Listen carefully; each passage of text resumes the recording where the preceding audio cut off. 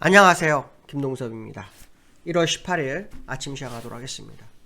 오늘 새벽에 끝난 미국 시장은 하락 마감했죠. 그렇지만 낙폭을 많이 줄이고 끝나는 상황이었습니다. 장 초반에는 지표에 영향을 많이 받았는데요. 아시겠지만 소매 판매에 대한 지표가 이번 주에 상당히 중요했습니다. 12월 소매 판매 지표가 발표됐는데 매우 탄탄한 모습이었죠. 0.6% 증가했고요. 시장 전망치 0.4%보다 늘어났습니다. 7,099억 달러 정도가 되는데요. 시장에서는 연말 소비 둔화로 인해서 소매 판매도 둔화가 될 거다. 뭐 이런 생각을 했던 것으로 보입니다. 근데 그 예상이 깨진 거죠. 고금리로 인해서 가계저축이 소진되고 학자금 대출 상환 때문에 연말 소비가 줄어들 거라는 기본적인 생각이었는데 그거를 완전히 무너뜨리는 상황이었습니다. 조기금리 인하감이 점차 줄어들고 있는데요. 65%에서 63%, 60% 밑으로도 막 떨어지는 그런 모습이 보이고 있습니다. 어저께 연준 이사인 크리스토퍼 월러가 금리가 빠르게 서두를 이유가 없다. 뭐 이런 얘기로 아주 얘기를 했었죠. 그러면서 과거에는 금리 인하할 때는 빠르게 그리고 폭도 크게 했었지만 지금은 그런 상황 아니다. 뭐 이런 식으로 얘기를 했죠. 결국 제롬 파월이 시장에 꿈을 심어주고 그게 실제로 그 상황이 아니라고 되면서 시장에 문제가 되고 있는 거죠. 연준 의장인 제롬 파월이 정확하게 시장에 전달해주지 않았다라는 거. 그래서 시장에서는 제롬 파월이 정치적 선택을 했다. 뭐 그런 얘기도 굉장히 많았었잖아요. 일단 3월 금리 인하가 점점점 멀어져 가고 있습니다. 그렇기 때문에 현재 상황을 한번 지켜볼 수 있고요. 국채금리가 그로 인해서 또 올랐습니다. 4.102%까지 올랐고요. 2년물은 4.352%까지 오른 상태입니다. 그로 인해서 우리나라 원달러도 장주한테 1,350원까지 갔었죠. 아마도 금리나 기대감에 미국으로 돈이 들어가는 그런 상황이겠죠. 금리 인하면 돈이 나와야 되는 거죠, 원래는요. 그렇죠? 근데 어쨌든 지금 국채금리 상승으로 인해서 환율이 오르고 있는 그런 상황입니다. 테슬라가 중국이요 독일에서도 가격 인하한다 뭐 이런 말을 하면서 또 하락해서 나스닥을 장주한테 1.5%인가 6%까지 밀었었죠. 거의 1% 이상 되돌려 끝난 그런 모습이었고요. 국제유가가 지정학적 리스크에도 불구하고 강보합권에서 유지되고 있습니다.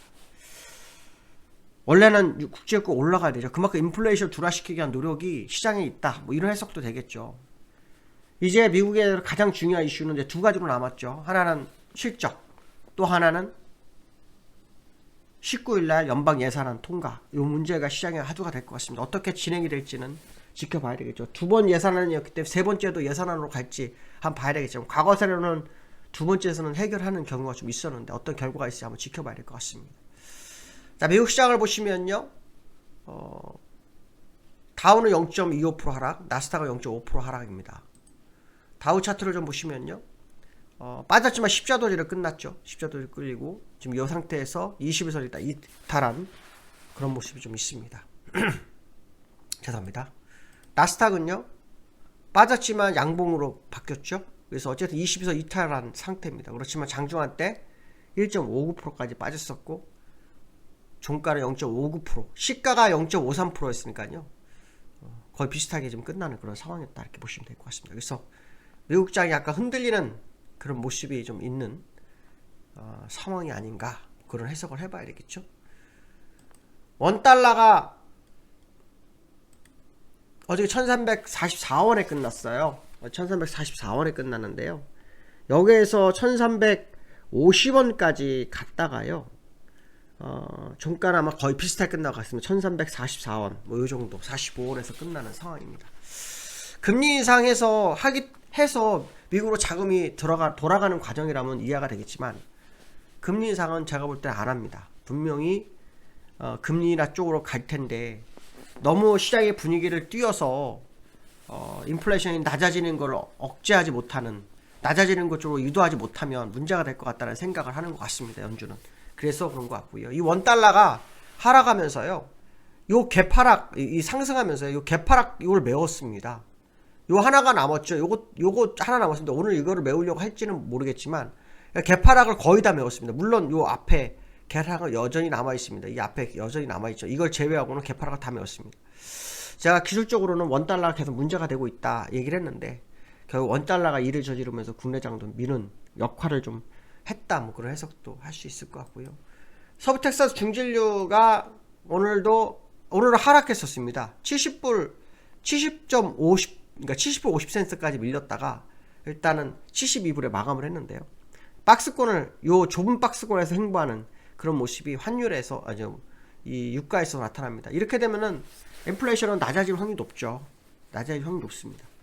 어쨌든 지금 현재 유가는 상관이 없는데 환율만 오르고 있습니다. 이 환율은 북한 리스크가 영향을 좀 미친 것 같습니다. 제가 볼 때는 강달러가 이루어진 것도 있지만 북한 리스크, 북한에서 자꾸 요즘 강속으로 두고 있죠. 서해안에서 포도 쏘고 뭐 초음속 미사일인가요? 그런 것도 발사하고 또 뭐 김정은이가 뭐 이제 평화 통일은 없다 뭐 이런 식의 얘기하고 뭐 하면서 분위기를 자꾸 조장하라는 것도 영향을 미치는 것 같은데요. 사실은 그거 외에는 지금 현재 상황으로 원달러가 올라갈 이유가 없습니다. 그러니까 결국 지정학적 리스크가 국내장을 좀 영향을 미친 부분도 없지 않아 있다. 뭐 그런 해석을 해볼 수 있을 것 같고요. 두 번째로는 증시 부양 나선 정부. 이게 참 중요한데요. 11월 5일이었나요? 죄송합니다. 날짜를 정확히 기억이 못하겠네요. 정부에서 여기 요 날이죠. 11월 5일 날입니다. 11월 6일 날 그 공매도 금지를 했죠. 문제는 뭐냐면 시장 조성자들에게 대한 공매도를 좀 유지하게 해줬는데 그게 좀 문제가 되는지는 모르겠는데 어쨌든 공매도 금지하면서 확 날랐어요. 그런 다음에 기관이 매도를 하면서 눌러요. 그리고 올라왔어요. 기관이 땡겨서 올랐습니다. 그러고 난 다음에 기관이 팔아서 내려왔습니다. 여기서 기관이 이렇게 팝니다. 팔아서 내려온 상황인데요.